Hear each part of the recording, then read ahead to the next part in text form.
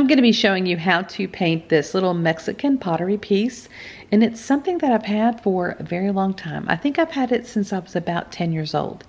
And there's a little picture of it on the left, and I'm just taking my Daniel Smith watercolor paint palette that I curated for myself. Oh, I'm actually showing you the piece. So this little pottery piece, like I said, I've had since I was 10 years old about, and that would make it 49 years old. That's a really long time to have something, I think.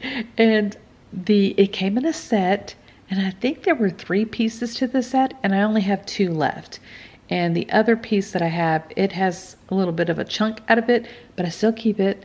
And it brings me a lot of joy when I see it it's on my dresser, and I put like some of my jewelry in it. And yeah, anyway, I just really like it.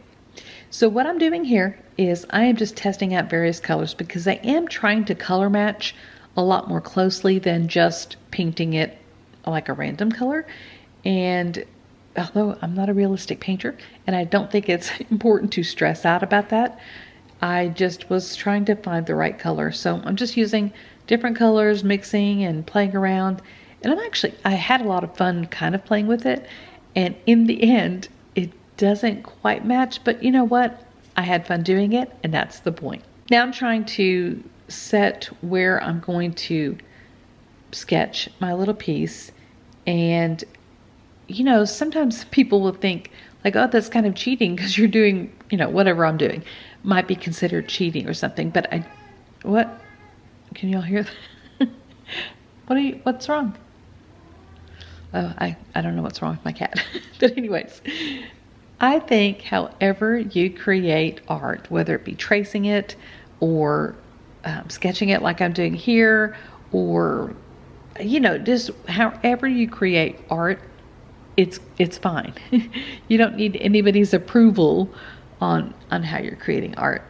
I think some people get a little hung up on that and think that they're doing it wrong or not the right way if they trace or if they do something like that. So don't let that worry you. I am using my pencil art brush pen because I do love the look of pen. And sometimes that style is called ink and wash or pen and wash. And yeah, so that's how I do it. Now to create the actual painting, I start off with one layer and it's a very light value, and then I drop in some more color. And I'm just moving it around, and you know, this is my very first time painting this. So I'm gonna lift the color in the middle because I want to create some highlights. I also want to create some depth and dimension in the piece. I'm gonna drop in some more color and trying to create the illusion that there's an edge there, you know, where the rim of the piece. And I'm using buff titanium for those little outer handles. And again, just dropping in some more color. This is really, I'm just layering colors until I think it looks like how I want it to look. This series started out as a celebration of Texas and Mexican culture. And I live in Texas, and if you didn't know, I'm Mexican American. So I kind of wanted to lean into my heritage and just celebrate the cultures that I'm a part of. And I think painting all the things that I've done for the month of July, I know it's August, but I was doing it for World Watercolor Month. I'll continue the series beyond this, but it's been a lot of fun exploring and learning and trying new techniques and things like that. So I hope you've enjoyed it as well.